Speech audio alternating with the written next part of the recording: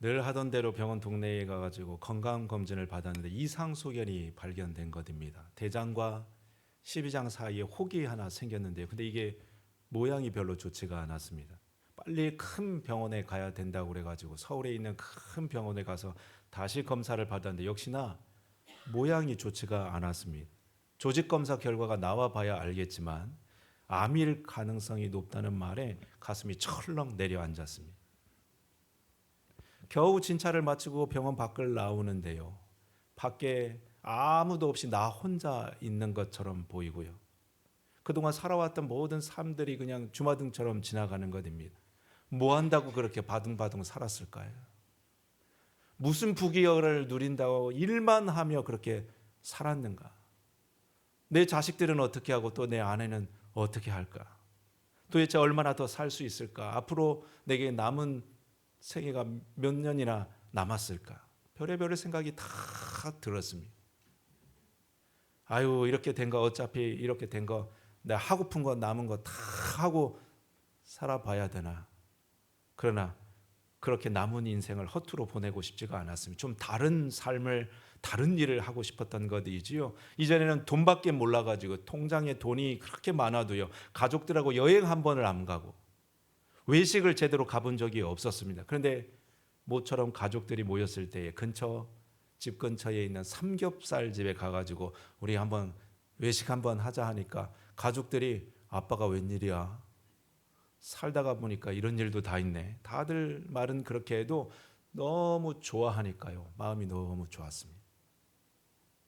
또 동네에 일에 관심도 없다고요. 나 잘난 맛에 남을 무시하면서요. 너희들하고 나는 좀 달라. 같이 못 어울리고 친구 한 명 없이 외톨이였는데요. 한번 동네 일에 관심을 갖고 그들 하는 일에 가까이 같이 하기 시작하니까요. 동네 사람들이 이가 이런 사람인 줄 처음 알았네. 다들 좋아하니까요. 왜 진작 그렇게 살지 못했는가? 왜 그동안 쓸데없이 고집을 피우면서 그렇게 살았는가? 얼굴 표정이 달라졌고 사는 모습이 달라졌습니다. 근데 이게 웬일입니까? 몇 주 후에 최종 결과를 들으려고 병원에 갔는데요. 그 혹이 암이 아니랍니다. 염증 때문에 부어 올라가지고요. 약 며칠 먹으면 금방 사라질 것입니다. 이렇게 맥 빠질 때가요. 그동안 마음고생은 또 뭘로 보상을 받습니다. 근데 여러분 재미있는 일이 그 일이 전혀 억울하지가 않았습니다. 별로 원망스럽지가 않았습니다. 왜 그랬을까요? 그의 삶이 달라졌기 때문입니다. 이전과 사는 것이 달라졌습니다. 이전에는 돈밖에 몰랐지요. 나밖에 몰라서 그렇게 살아갔던 것입니다. 근데 이전의 삶으로 돌아가고 싶지가 않아. 정말 그렇게 살고 싶지가 않았습니다. 뭐 때문에 이를 그렇게 바꾸어 놓은 것일까요? 그가 죽음을 경험해 보았기 때문입니다. 죽었다가 다시 살았기 때문입니다. 참 신기하지요. 죽음이 삶을 바꾸어 놓은 것입니다. 네, 여러분 이와 같은 일은 오늘 우리가 읽었던 성경 말씀의 제자들에게도 있었습니다. 오늘 말씀에는 예수님의 죽음을 보았던 두 사람이 나옵니다. 누구였을까요? 우리 38절에서 40절 말씀을 저와 같이 한 절씩 교독해서 읽겠습니다. 이 일이 일어난 후 아리마대 사람 요셉이 빌라도에게 예수의 시신을 가져가겠다고 요청하였습니다. 요셉은 예수님의 제자였지만 유대인들이 두려워 그 사실을 감춰왔습니다. 빌라도가 허락하자 요셉이 와서 예수님의 시신을 가져갔습니다. 니고데모도 요셉과 함께 왔습니다. 니고데모는 일찍이 밤에 예수님을 찾아왔던 사람이었습니다.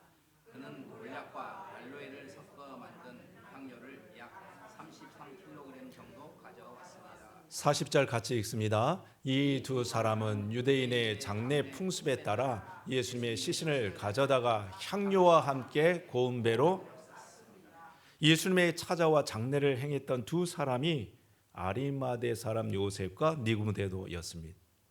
근데 성경 말씀은 이들의 이전 삶에 대하여서 주목합니다. 이들이 어땠을까요? 먼저 38절 말씀에 보면 요셉은 예수님의 제자였지만 유대인들이 두려워 그 사실을 감춰왔습니다.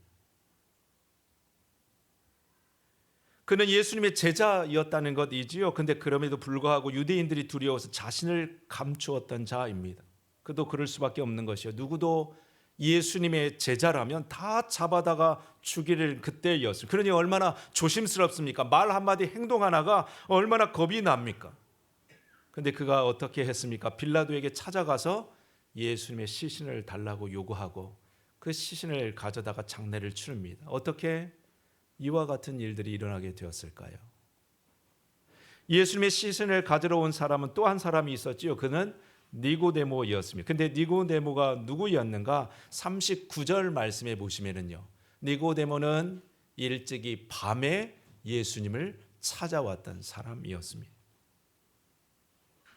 낮에 찾아가지 못하고요. 아무도 보지 않는 밤에 그가 예수님을 찾아갑니다. 그는 바리새인이었지요. 그러니 남의 눈에 시선이 두려웠습니다. 혹 자기도 예수님의 제자인 것을 다른 사람이 알까봐 그 마음이 두려워 밤에 예수님을 찾아갔던 것입니다. 그런데 그도 달라졌습니다.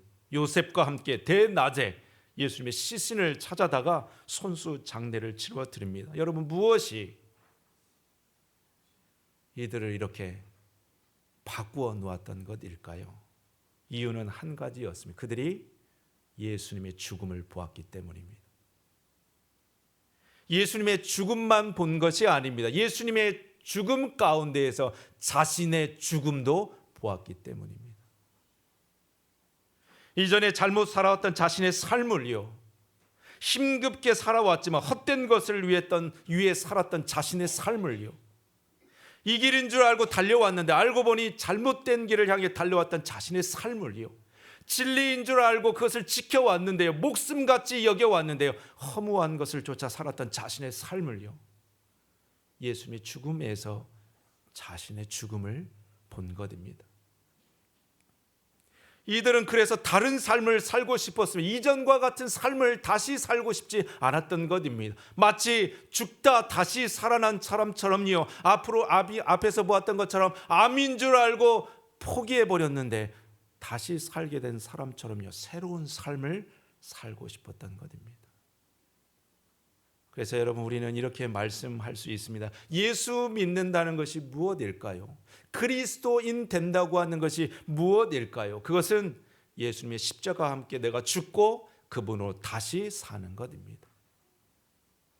예수님의 죽으심과 같이 나도 죽고 예수님이 다시 살아나심과 같이 나도 다시 살게 되어지는 것, 내가 그리스도인 되는 것입니다. 그 믿음을 가지고 우리는 세례를 행하지요. 여러분, 세례 받으실 때를 기억하시는지요? 세례는 십자가에서 나의 죽음을 고백하는 예식입니다. 그래서 예수님께서 세례 받으실 때를 보면 요단강 아래로 예수님 내려가셨다가 다시 올라오셨습니다. 물 아래로 내려갔다는 것은 내가 죽었다는 것을 의미하는 것입니다. 물 속에 숨 쉬지 않고 누가 살 수 있는지요? 그래서 여러분, 세례의 첫 번째는 내가 죽는 것입니다. 내가 예수님과 함께 내가 죽었음을 받아들이는 것입니다. 그리고 물 밖으로 나오면서 예수님과 함께 내가 다시 살기를 고백하는 것입니다. 이전에 나를 위해 살았던 삶이었지요. 하지만 이제는 예수님을 위해 살기로 결단하는 것입니다. 예전에는 내 성공, 내 꿈을 위해 살았다면 이제는 예수님의 꿈과 그분의 비전을 위해서 살아가는 것입니다. 예전에는 내 유익, 만족이 최우선이었다면 이제는 예수님의 본을 따라 그분의 기쁨이 되기 위해 예수님의 닮을 삶을 살아가는 것입니다. 그래서 여러분, 우리는 죽어야 합니다. 제대로 살려면 제대로 죽어야 합니다. 왜 우리의 삶이 잘 바뀌지 않는 것일까요? 왜 내 잘못된 습관이, 내 그 성질머리가, 내 고집이, 내 근심과 불안이, 내 게으름이, 내 상처와 내 아픔이 왜 잘 고쳐지지 않는 것일까요? 여러분, 죽지 않아서 그렇습니다. 왜 예수님의 부활하심이 내게 아무런 감동도 되지 않을까? 예수님 다시 살아나셨다는데요, 나는 아무런 감정도 아무런 도전도 일어나지 않는 것일까요? 예수님만 죽고 나는 죽지 않아서 그렇습니다. 그러니 예수님 다시 살아났다고 해도 내게는 별 감흥이 없습니다. 마치 남의 집 이야기 구경하는 것 같습니다. 우리 옆에 계신 분들, 좌우에 계신 분들 한번 인사 나누도록 하겠습니다. 잘 살려면 잘 죽어야 합니다.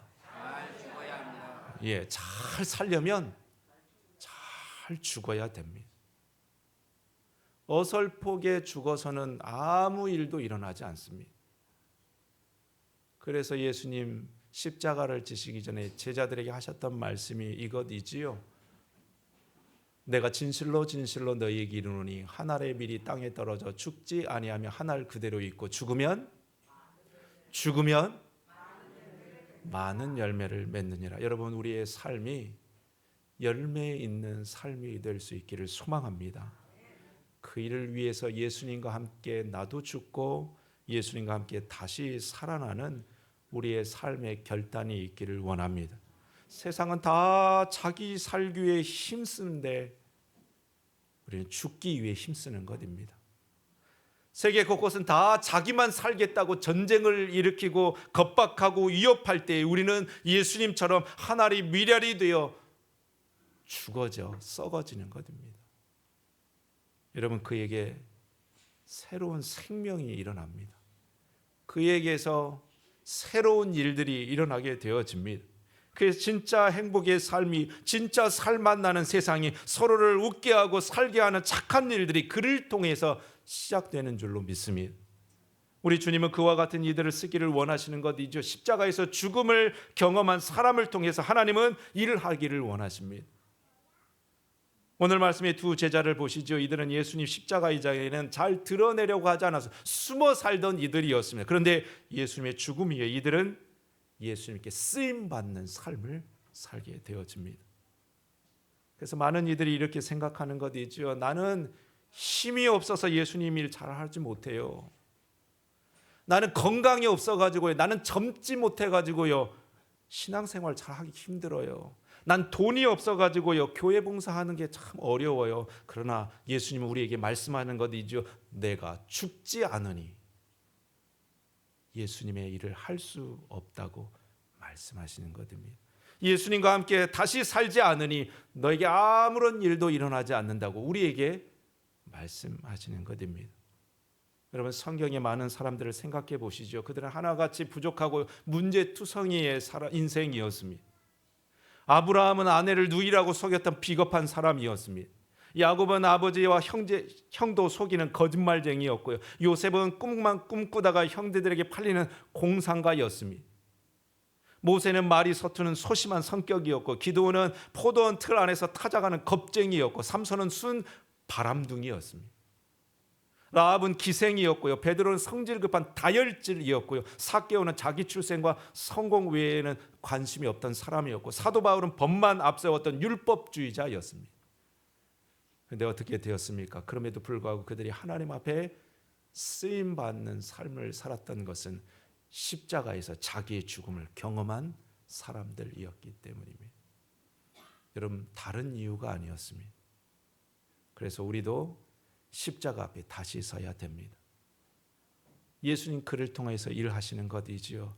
그에게 예수님의 일을 맡기시고 새로운 일을 그를 통하여 시작하시는 것입니다. 바라긴 여러분, 저와 여러분의 삶에 예수님과 함께 새로운 일이 시작될 수 있기를 축복합니다. 이전까지 어떤 삶을 살았는지 별로 중요치 않습니다. 이제 앞으로의 삶이 너무나 소중하고 귀합니다. 오늘 나를 위해 죽으셨다 다시 사신 예수님과 함께 나도 죽고 다시 사는 그 신앙의 고백을 통하여 예수님과 같이 새로운 인생들이 펼쳐지는 저와 여러분의 삶이 되어지기를 우리 주님의 이름으로 축복합니다. 기도하겠습니다. 주님,